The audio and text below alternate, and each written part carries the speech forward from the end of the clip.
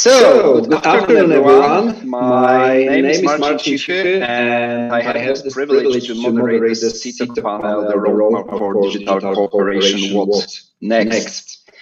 Before we start, I just want to say a few words about how the SEEDIG initiative corresponds to the United Nations Digital Initiatives. The Southeastern European Dialogue on Internet Governance is a knowledge-sharing platform for the wide range of stakeholders for the internet and digital policy issues in the region. And we are focused on digital economy, capacity building. Sorry, I'm going to stop you for a second. We hear you twice. I'm not sure where it comes from. Arvin, can we look into this? Yeah.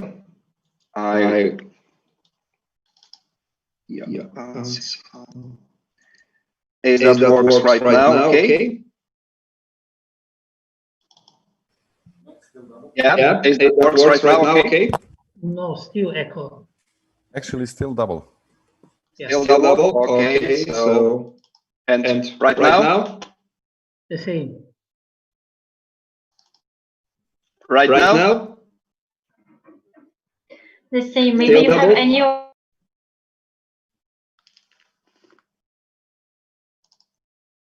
Okay, let's try like that. How about right now? Is that okay right now?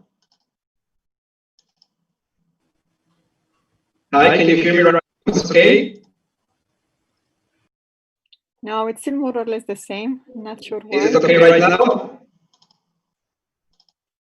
No. No, it's not working right now. Oh my God. How about right now? Okay, let us start. That works right now? Not really, but let us start.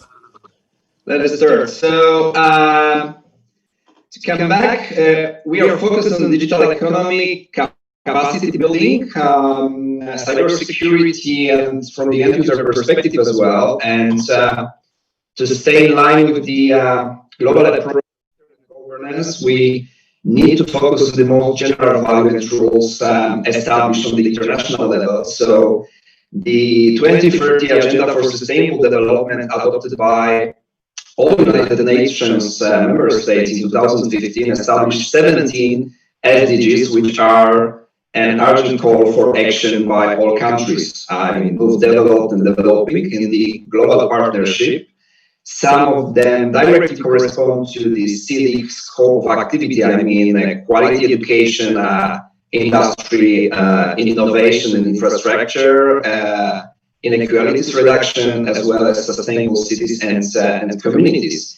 So as far as digital economy and society are concerned, this year in June, the Secretary General has published the report called Roadmap for Digital Cooperation regarding global connectivity, digital public goods, digital inclusion, as well as capacity building, artificial intelligence, trust and security, and last but not least, digital cooperation. And to take an in-depth look at the UN Secretary General focus and vision on digital cooperation, we got a great expert with us.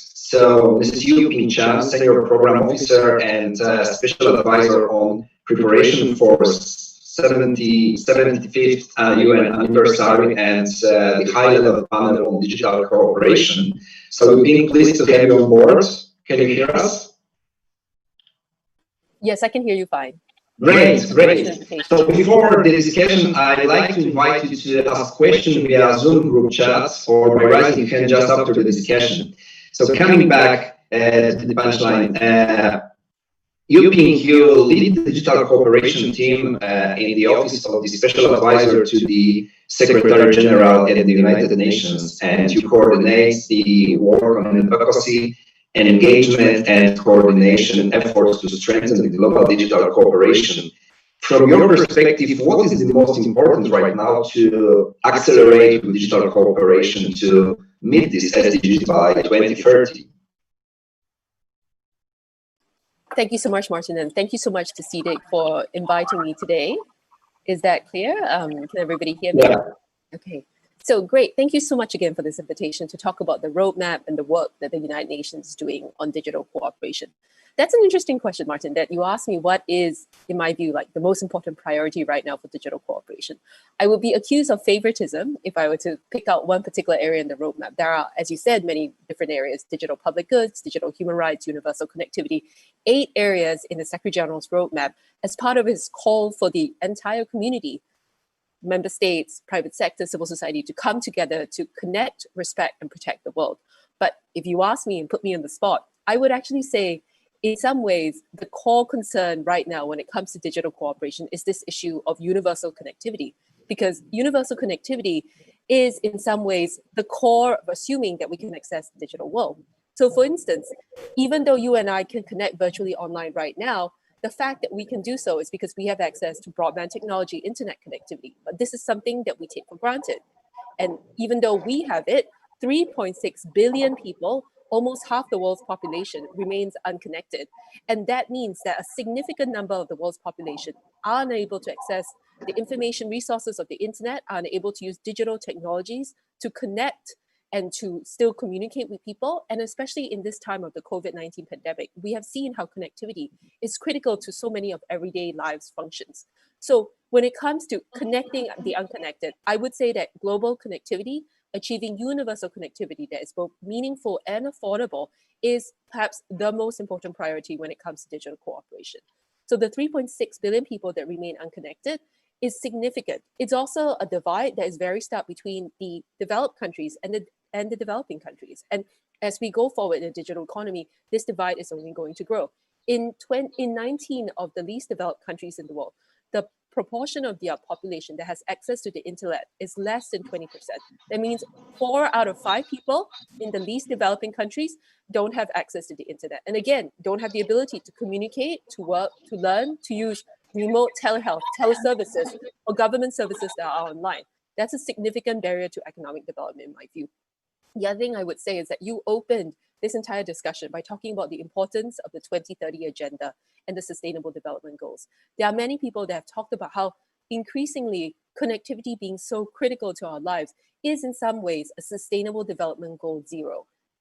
Achieving Sustainable Development Goal 0 of global connectivity underpins the achievement of all the other SDGs. So in some ways, again, in the same way that digital technologies now touches every part of our lives, increased global connectivity, ensuring that others, the unconnected, have access to this type of technology is fundamental to the achievement of the SDGs. There's been an estimate, for instance, that if we were to achieve the SDGs, it will unlock $12 trillion of market and business opportunities. Think of how many people would be left out if they were not part of the digital connections and the online ability that is given to us by digital technologies.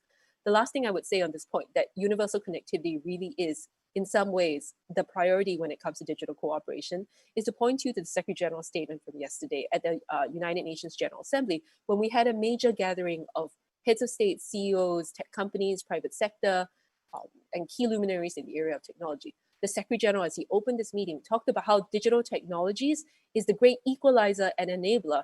And with that, we have to unlock their potential in order to achieve the SDGs. So in these ways, universal, meaningful, accessible, and affordable connectivity is the priority when it comes to digital cooperation.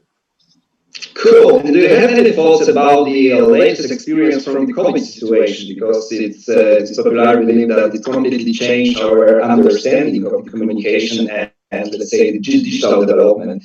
That's the way we had to switch to indirect communication supports or the SDGs implementation, how it works from your point of view. Well, you're exactly right. It was precisely because when it came to COVID, we realized how essential it was to have these virtual connections, to have access to digital technology. Think about the fact that we can continue working, children can continue going to remote school, and that we can get access to the COVID-19 virus and how best to protect ourselves. But all of this is possible because we have connectivity.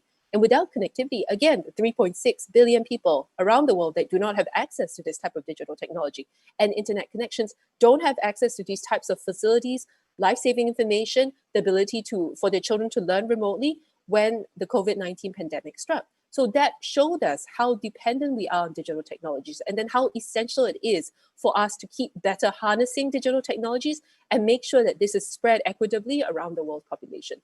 So I would say that, as you pointed out, COVID-19 was a wake-up call. It really brought home to us the fact that we are so dependent on digital technologies, and they now touches all of our lives. But it's also a wake-up call to remind us that even as we become more digital and go online more because of COVID, the challenges of the digital environment are even more severe and stark. Take for instance, the fact that using digital technologies, there are now greater harms and challenges that we have to confront. The instance of cybercrime, for instance, during the COVID-19 pandemic went up. The fact that we had numerous cyber attacks against health facilities throughout the course of the COVID pandemic. And just, I think it was last week, there was a report that there was the first known fatality from a cyber attack when a German woman was delayed treatment because of hackers' attack on her hospital computer system, and she passed away. The fact that, for instance, children going online now for online school and learning has increased the vulnerability to online child sexual abuse and harm. All these are harms that come with increased digitization. So even as we talk about the benefits of technology and helping us to achieve the SDGs, we also need to come together to discuss how best can we mitigate these challenges and harms that come with increased digitization. All of this, the challenges and opportunities, require global leadership and global governance in a way that perhaps has been necessary for many years already. And this is why the United Nations, spurred by the Secretary General and his call for greater digital cooperation, is offering itself as a platform to have these very important, necessary conversations about digital technology, about how we best harness it for the SDGs, at the same time while addressing the challenges and the pitfalls and possible areas of harm. Martin, I think you're mute. You're still on mute, Martin.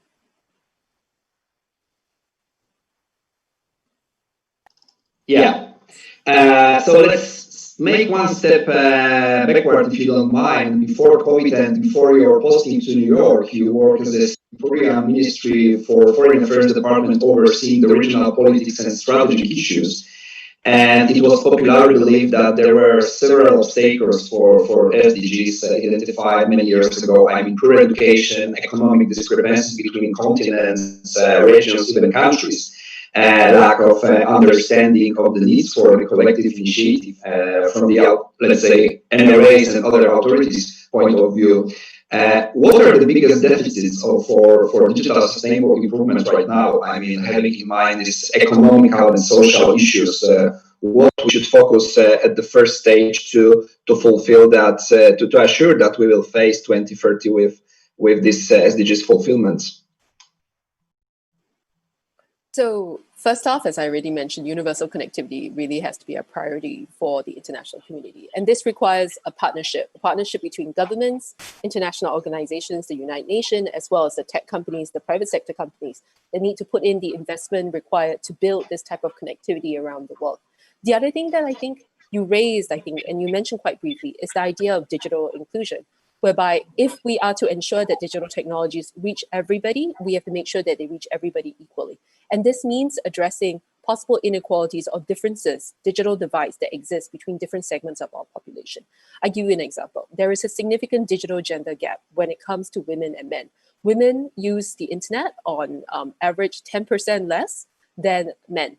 That in developing countries, I believe the gender gap goes even higher to something like 50 to 60%. So there already is a significant difference in the way men and women use the internet. And that in some ways, given the benefits of digital technology, then compounds existing inequalities and differences and in access to resources, information, so on, that women already have. So what we need to do is to make sure that in the process of bringing digital technology and connecting, we don't exacerbate already existing inequalities that exist in our society and make these digital divides even worse by layering on these added inequalities when it comes to digital access and the use of digital skills.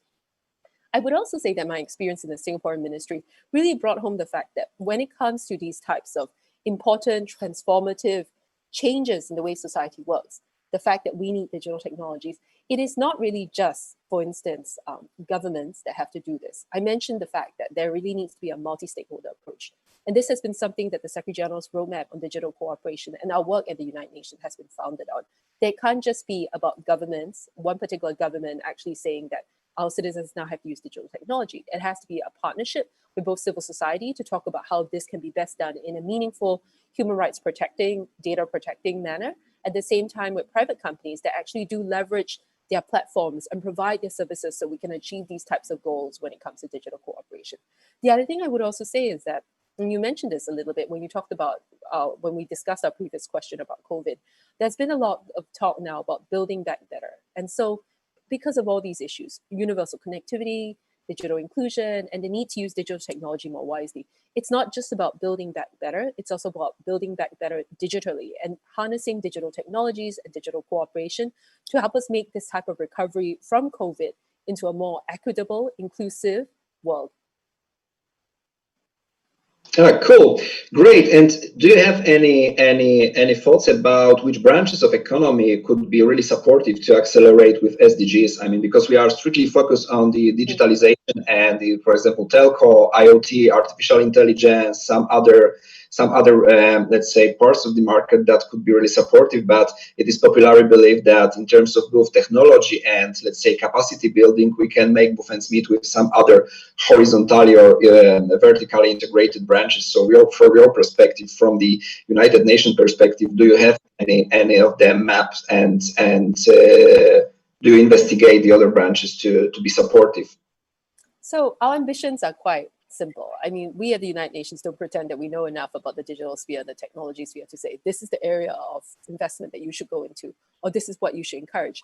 But we start from the viewpoint of saying, as I said before, it's a partnership with private sector to see what are your interests, what your areas of priority. And then we try to infuse that with our fundamental belief that digital inclusion and universal connectivity should be the baseline goal. So for instance, when it comes to regulators of broadband and so forth, and governments, we've been in this discussion whereby we've talked about how perhaps the reducing of regulations when it comes to broadband, making it easier for the market to go in, for smaller providers to work in what is already a very crowded telecommunications field is important. That there needs to be competition, for instance, to keep prices low.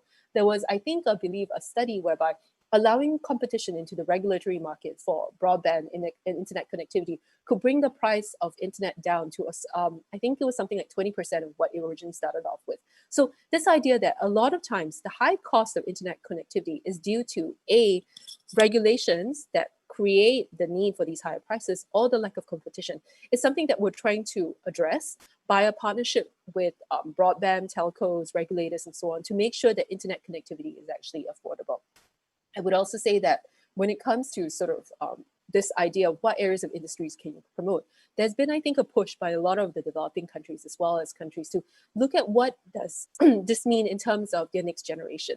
When we are facing a youth bulge around the world, where a lot of countries have youth populations that do not have adequate employment, it becomes an increasing concern. Making sure that there is this idea that we can harness ICT industries for future growth, equipping with their youth generation with digital skills, digital literacy, to actually leverage the ICT economy for further jobs has been a priority for the United Nations as well. Cool, thank you very much. And now we've got a couple of minutes for the questions. And we've got first from Tony Pustinen regarding the how is this particular educational aspect taken into consideration, for example, in the high-level panel on digital cooperation in the UN? So what is the scope of the focus and vision regarding education? Can I ask Tony, what do you mean by under the hood? Yeah, that's... Is it possible for maybe Tony to unmute and perhaps explain a little bit? Yeah, I think Tony can hear us, and yeah. Takes a while and type in it.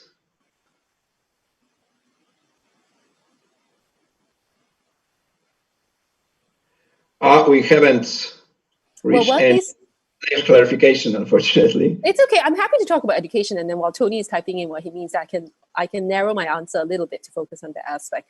You know, education, again, has been identified by the Secretary General, besides digital technologies, as one of the greatest enablers, equalizers of our time. And in fact, that has been an area where we've really tried to marry our work on digital cooperation with education through partnerships with UNICEF and collaboration with them in this area. And so, for instance, as part of the high-level panel and now carried forward in the roadmap, we flag such key transformative initiatives as what we call GIGA, which is an ambitious partnership between the International Telecommunications Union and UNICEF to connect all schools around the world to the internet by 2030. And what they've really been doing here is they've been mapping every schools, partnering with private sector companies to bring those internet broadband connections to all schools such that all children have access to digital learning, to the electronic resources, and have the ability to build the kind of digital skills that they would need to function in the future. So this idea that really we have to make sure that children and young people have the skills they need to function in the digital economy is important. At the same time, I think what Tony had raised, that there really is a need to still have cybersecurity skills, and this idea that you need to be careful in how you operate online is also very important. So in the Secretary General's roadmap, for instance, there's a very strong emphasis on digital trust and security, making sure that countries and individuals know the importance of maintaining a secure digital environment and have sufficient trust in the digital environment that they can function effectively. And all of that, you are right, requires a high amount of education, a lot of cooperation with private sector companies to make sure that the information and education that might be available online does come with these types of safeguards, privacy, and human rights related as well. And cool. Do we have any? Yeah. Thank you very much for under the hood. Yeah, I'll be happy to elaborate on that a little bit further. There is an explanation. I mean, a basic level technical understanding. So it's the, let's say, the very entrance level. Okay, so do we have any other questions? I do not see any right now. So Yuping, for your closing remarks, if you were asked to summarize the most important keywords for successful pass through the roadmap for digital cooperation, I mean, from the UN as well as the other stakeholders, I mean, entrepreneurs and some NGOs point of view, what would it be? What would stay in our minds after this panel from your perspective? The key message. I will start very quickly with a quick response to Tony about this technical understanding about how the internet works. I mean, I will be very frank. A lot have said that this is partly the core to us actually being able to use the internet, but there is not this technical understanding, both among even basic policymakers here at the United Nations or even the diplomats that are making internet policy. So you are right, like it's going to be key to actually explaining how the technology works for us to then be able to make policies or even pass international discussions or norms on how this works. So you're right, this is critical. To Marcin's question, so what do I think are the key words when it comes to digital cooperation? I would sum it up in the call by the Secretary General to connect all people that are unconnected online, to respecting all human rights online, human rights online are the same as human rights offline. And it's important that we uphold this notion of human rights and human agency. And then finally, to protect all people online essentially means ensuring a secure and safe digital environment, protecting us from all online harms. And the last word I would leave you with, besides connect, respect, protect, is multi-stakeholder, to really say that we're all in this all together. It's not just governments, and I've repeatedly emphasized, it's also about the private sector, civil society, and other stakeholders coming together with the international organizations and the United Nations to work together on digital cooperation. Great. I think all of us are... Marcin, I think you're still on mute. Yeah, can you hear me right now? Yes, now that works. Okay, great. So I think all of us are with you on that. It seems we are running out of time right now. So I would like to thank our special guest, Yuping Chan, the UN Senior Program Officer and Advisor on Digital Cooperation. Thank you, Yuping, for being with us and for your time. You're welcome. Thank you so much for inviting me. And again, the United Nations stands ready to partner with all of you. So if you're interested in any of the work we do, please feel free to reach out. And congratulations again on a very exciting SEEDIG program and continuing to work forward on internet governance and digital cooperation issues. So thank you very much for participation, and I would like to invite all of us to participate in the next SEETalk on election security at 2:30 p.m. So thank you for your attention and hope for seeing again soon. Thanks a lot. Thank you so much. Bye-bye. Take care. Bye, everybody. See you. Bye, everybody. Thank you, Marcin and Yuping. And as Marcin has just said, please stay in the room because we will move to the next SEETalk in a few minutes. Many, many thanks. Thank you. Great. Bye.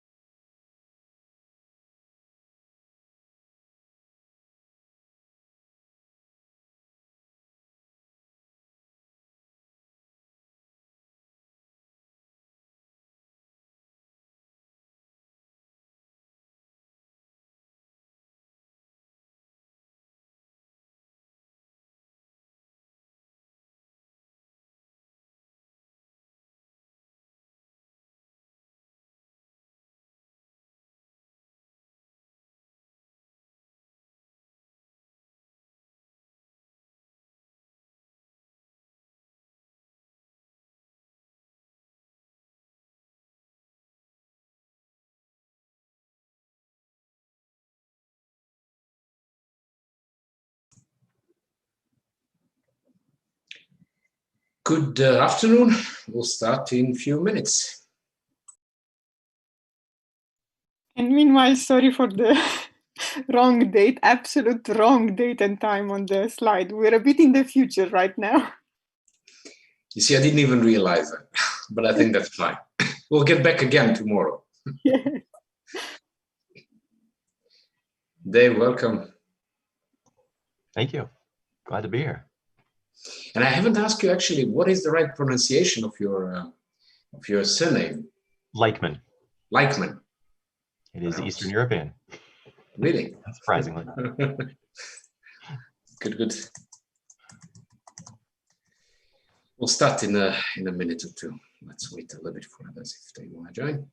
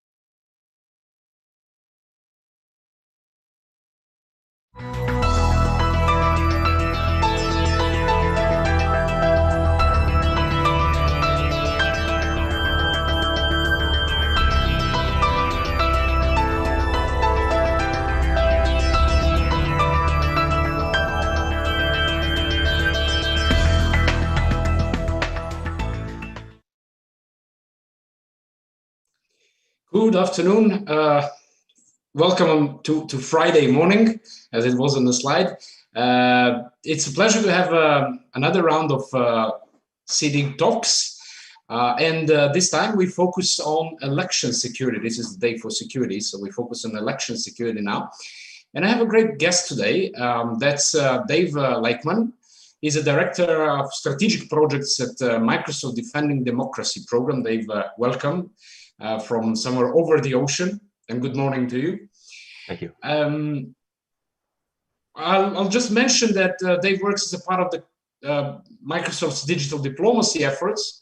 He assists campaigns with security and technology and works with election officials in the US and internationally. There's a number of questions. We don't have much time, but I do want to start with a little bit unusual question.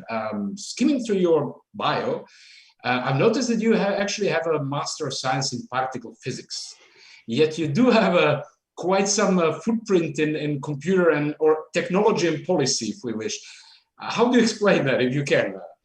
It's funny, everybody thinks that particle physics is exploring the mysteries of the universe and searching for deep philosophical answers, and it's really all about programming simulations in a basement.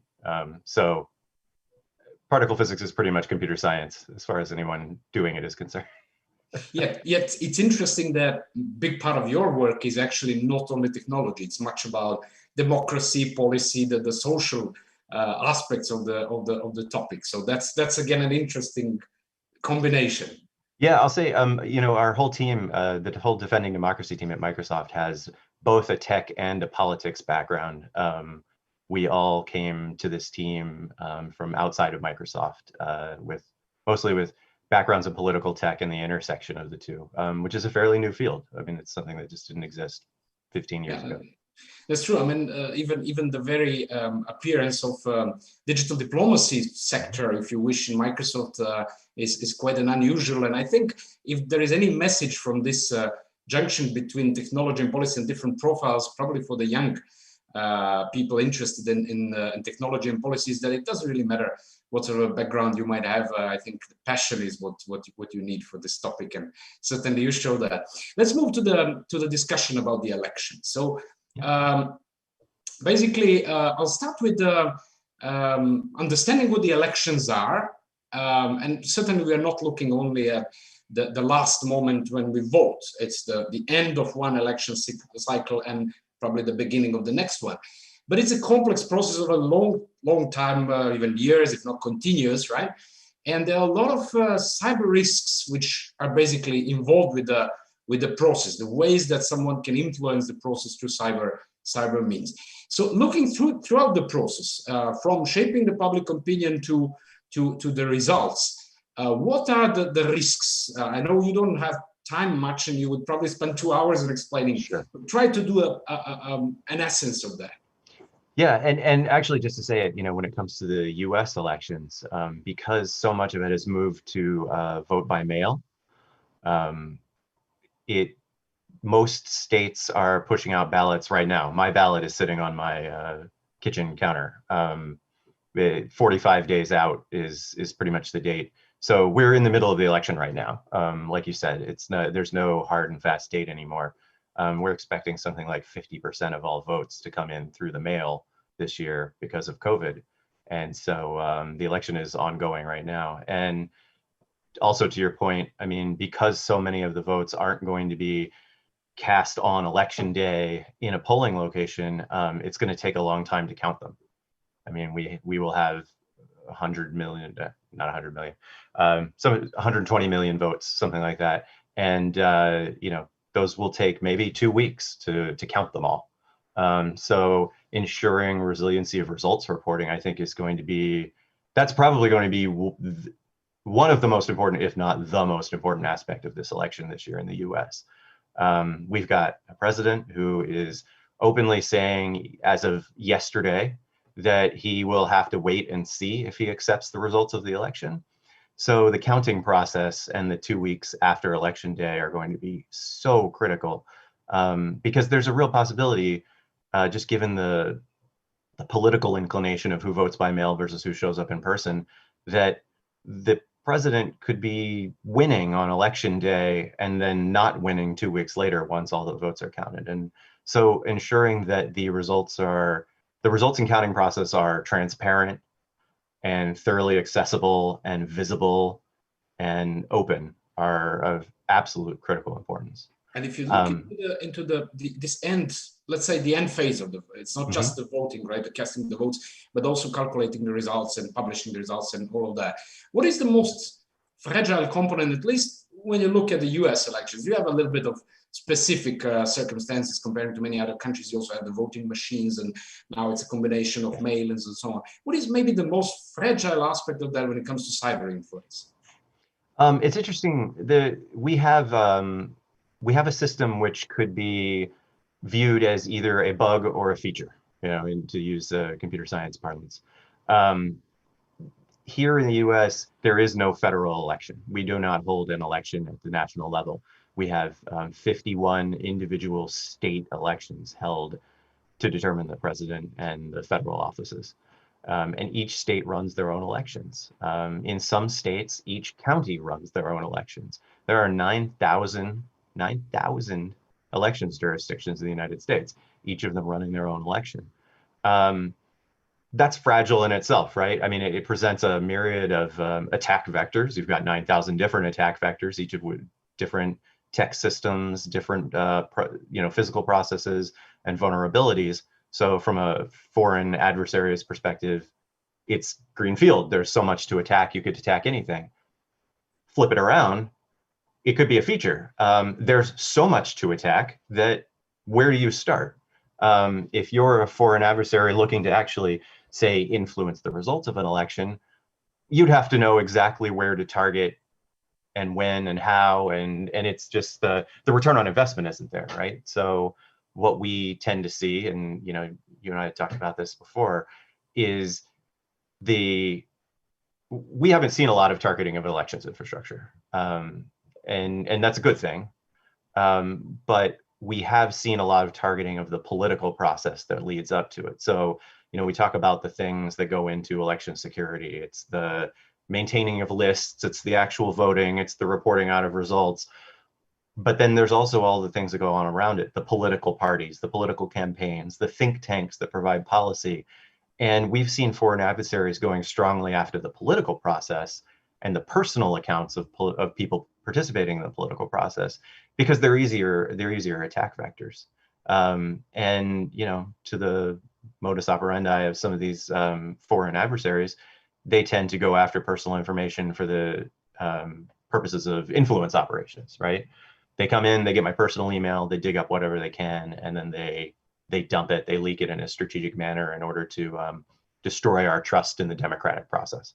So what you're saying basically is that besides targeting the voting itself, which is the lists and the machines and the calculation and all of that, there's a huge possibility of the influencing the elections before, not least with fake news, but also the leaks. And I think we've seen with the hacking of the Democratic Committee of the Democratic Party over there, and the leaks from Hillary Clinton, that the leaks can also influence the public opinion, I guess, as well. Huh? That's right, and that's what we see on a foreign state actor level. That said, there's so many other things to be worried about. I think you guys had your own taste of criminal ransomware activity this week. That's honestly one of the things I worry about the most, right? We've seen city after city in the US get attacked by just commercial criminal ransomware. Entire cities shut down, entire hospital systems shut down. Imagine if a voter registration database in Texas is ransomwared the day before the election, what havoc that would cause on checking people in to vote and that kind of thing. So that's probably my second biggest worry is not foreign state actors attacking our infrastructure, but just criminal ransomware. And to the other part that you talked about, our voting infrastructure, like if you show up in person and vote in the United States, a lot of it's on machines, but those machines are air-gapped and regulated as critical infrastructure by the Department of Homeland Security. And the return on investment just isn't there in attacking them for the most part. The things on either side of that system, though, that we mentioned before, which is the maintaining of lists, the checking of people in, and then the reporting out of results, those are probably the most vulnerable pieces of the election apparatus on either side. And a lot of them are cloud-based, and so potentially more prone to. Anything comforting in that, what you're saying is that the adversaries also have to think very well where to attack and how. It's not that easy. I mean, you can conduct various operations, but it costs, and then the results are not so easily foreseen. So that's a little bit comforting. Maybe stepping a little bit out of the US and looking into, let's say, the European elections. They're also quite broad for the parliament and so on. And we had some, information at least about various hacks, leaks, and so on. What are the different risks out of US in other parts of the world? And we'll focus in a minute specifically on developing countries. Sure. Well, it's interesting. So I think, if you look at the world stage coming up, the German Bundestag elections are probably going to be the biggest thing happening after the US elections. We're also looking at some New Zealand votes in 4 weeks.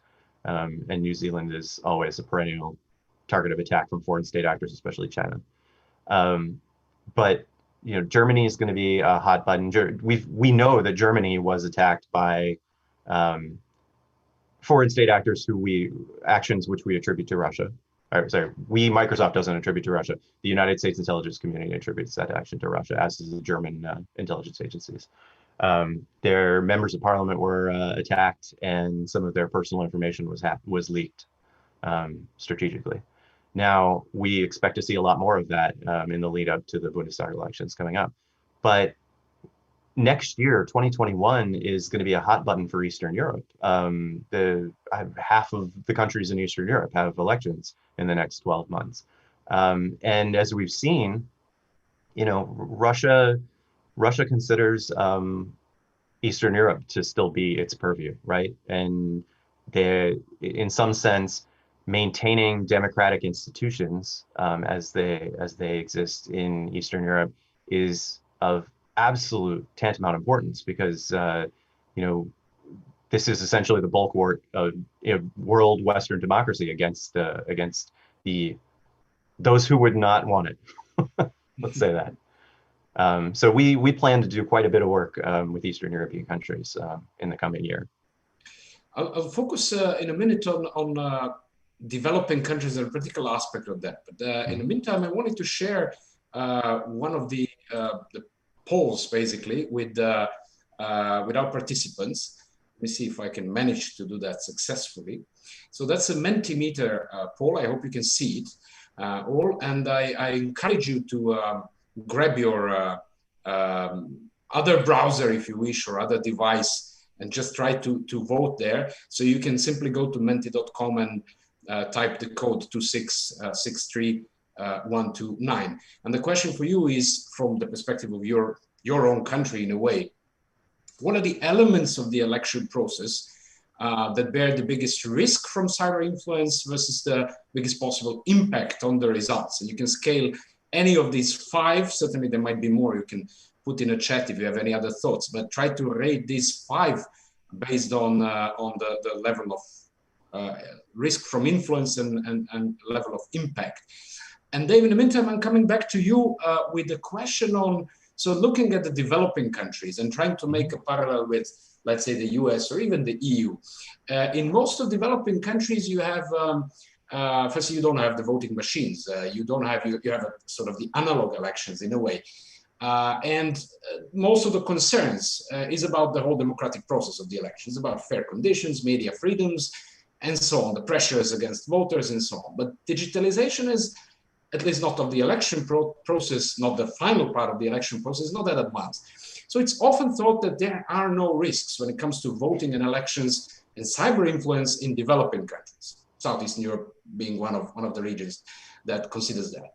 Yet, databases of all the results basically are stored in digital formats. The lists of voters are stored in digital formats, often on completely insecure computers or servers which are taken for one-off occasion from somewhere, some of the offices and so on. So how are these risks different, or what could be your message to developing countries? What are the risks for election process there?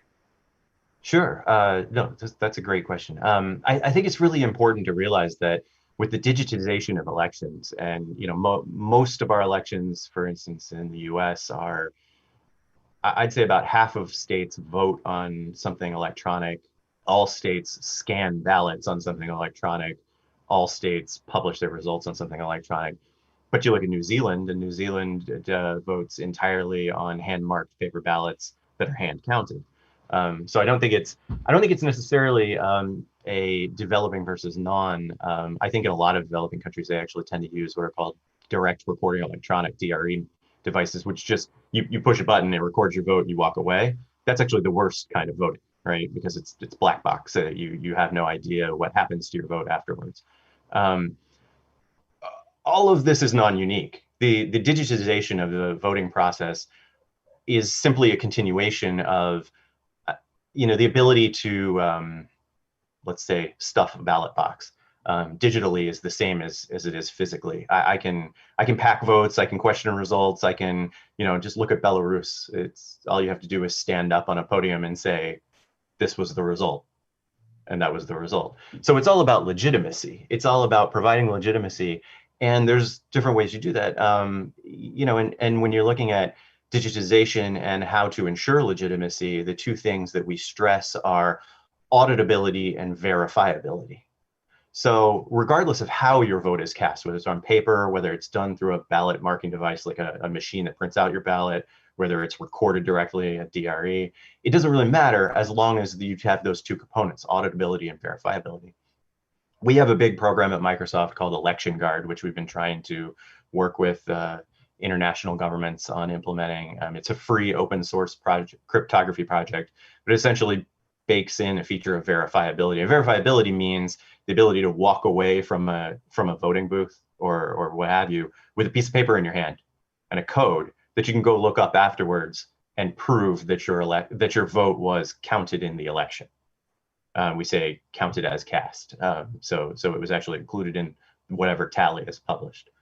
Auditability means that the ballot exists in some physical form afterwards. So even if you vote on a machine, it gets printed out and put in a box somewhere so that after the fact you can conduct, here in the US, we do a lot of things called risk limiting audits where you run them through a program. It tells you exactly which ballots to go back and retrieve. You make sure that they a sampling of the ballots reflects the final results, and that's your audit trail. Then you can say, I know with 99.99 statistical probability that the election was true. So that's what we stress when we're talking about digitization. And it's interesting also for the developing countries, and again, Southeastern Europe included, our countries in transition, is that the COVID-19 pandemic is pushing the thinking towards, in some countries which are to have the elections, I think it's Romania and some others, towards thinking about the online voting, introducing the online voting. And I don't know if you can give a good advice in a tweet-like form, but should we go for that or shouldn't we? Is it too risky or at the moment? Or? It's an interesting question too. Look, in the United States, we hold a hard line advising against voting online. And part of the reason is proving identity. So there's two critical steps to voting. One is you prove your identity, and then you have a secret ballot. So when people say, oh, we can bank online, why can't we vote online?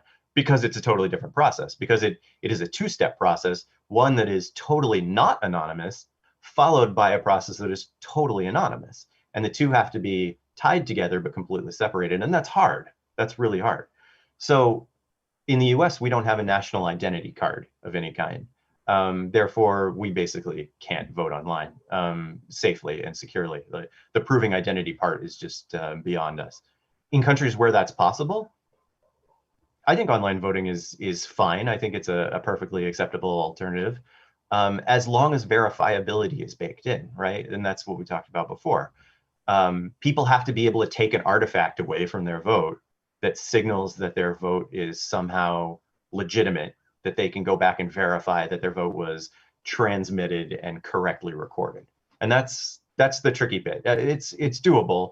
I don't think most of the vendors who are out there talking about it right now are concentrating enough on that. They talk a lot about security, which is good and fine. We need security in our vote, right? You want to make sure that when your vote is transmitted, it is transmitted securely. But honestly, it's the verifiability piece of it that's critical. I want to be able to know after the fact that what I sent was the correct result. And it's what you mentioned also when it comes to legitimacy. There were a couple of comments there. Tony mentioned in the chat, and it's also in using some kind of blockchain solution in voting, for example, in using it an extra layer on top of everything else to achieve verifiability. I'll go through the questions so you can reflect. Arvin mentioned that it's probably one of the worst ideas right now, voting online, I guess, particularly in developing countries where the system is missing. And Anna has raised her hand. I don't know, Anna, if you wish briefly to jump in with the audio. No, I just wanted to read the questions. Sure, okay. So I took your job. Sorry for that. Okay. So I'll say it's not the worst idea. Think about it this way. There are other things in an election. People talk about, like, the end goal of an election is to have a result that everybody in the democratic election agrees is the result, right? And there's lots of ways to achieve that. Security is a key way to achieve that, but it's not the only way. Accessibility and access are other ways, making sure that people who are disabled are able to vote, making sure that everybody who wants to vote can vote. And therefore, voting online isn't crazy.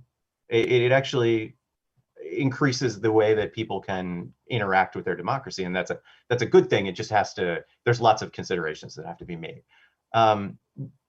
Blockchain. I will refer you to the National Academies of Science report that was put out in the U.S. 2 years ago. Our own senior cryptographer Josh Benelow wrote the section on why blockchain has no place in elections, none whatsoever. Blockchain is at its core a tracking solution, like cryptographic tracking, and votes should not be tracked. You do not want any kind of tying of the original identity to the anonymous vote, and therefore blockchain is reduced in an election scenario to simply a fancy form of cryptography, and there are other better fancy forms of cryptography to use in this situation. So if once you can share the link either to me or if you managed in the chat here. I've been sort of added the question about vote buying in the sense of if there is a verifiability of votes, but he also confirmed that blockchain voting is an even worse idea. Any comment on vote buying? You know, vote buying is a good point. So just to be clear, verifiability means that I can prove that my vote was counted as cast but a verifiability tracker has no information about my actual vote in it. And that's absolutely critical, right? For that exact reason, so that, you know, if somebody asks me to prove I voted a certain way, I can't. But I can prove that I voted, and I can see that my vote was correctly tallied the way that I intended. Taken into consideration. Yeah.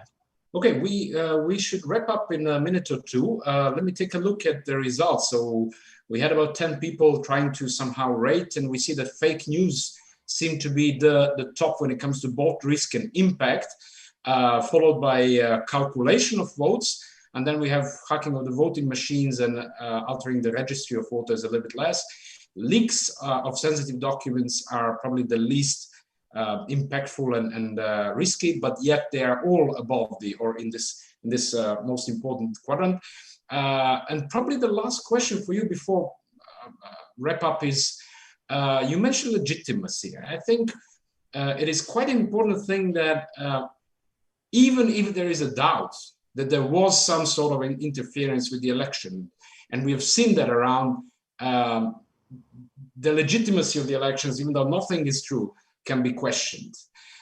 Is there any way we can actually make sure that this doesn't impact, so even the leaks, I mean, even if the leaks are not right, not true, but the possibility that something has been done so sort of puts a little bit of a shade on all of that.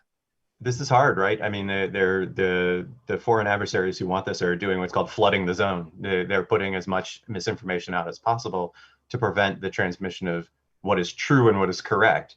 And honestly, just amplifying what is true and what is correct is of paramount importance here. I'll say to the results that I see down here, looks like everyone's concerned about everything, but the thing that ties all 5 of these things together is that they all serve a purpose.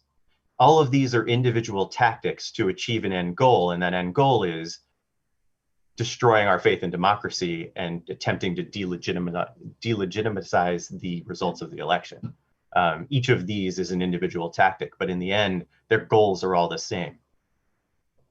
So, you know, just making sure that we put out the correct results, we have the correct results, that they are verifiable and auditable is the key.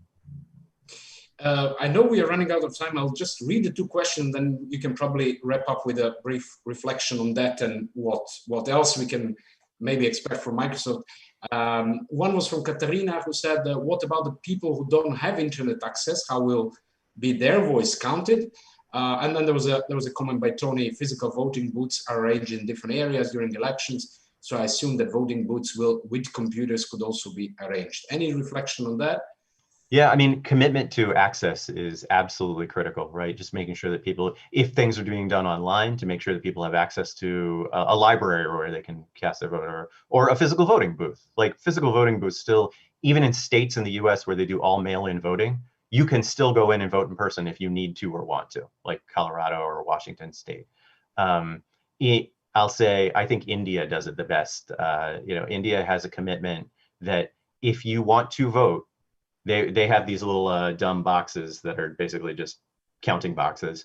But if you live in the middle of the jungle, there's a commitment from the Indian government that you only have to walk a mile, something like that, to get to a vote, to be able to vote, which means the Indian Elections Commission will bring one of those boxes to within a mile of your home in the middle of the jungle to make sure that you can vote. And that's beautiful. That's just making sure that everyone has access is absolutely critical.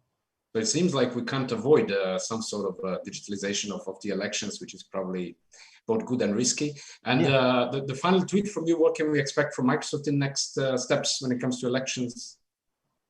You know, we've been working a lot with officials in the US on hardening systems. I think that next year, we're really going to shift our focus to Europe, especially in Eastern Europe, like I said before. I think it's critical to create a bulwark against those who would wish harm against democracy. So, yeah. Dave, thanks a lot for joining us today. We are switching to the different room now, moving on with the discussion on risks in critical infrastructure and cybersecurity. So you're most welcome to join. Thanks a lot, and well, get some coffee. Good morning to you. And I invite everyone else to switch to the other room for the further discussion on cybersecurity. Thanks again for joining. All right. Bye. Thanks, everyone.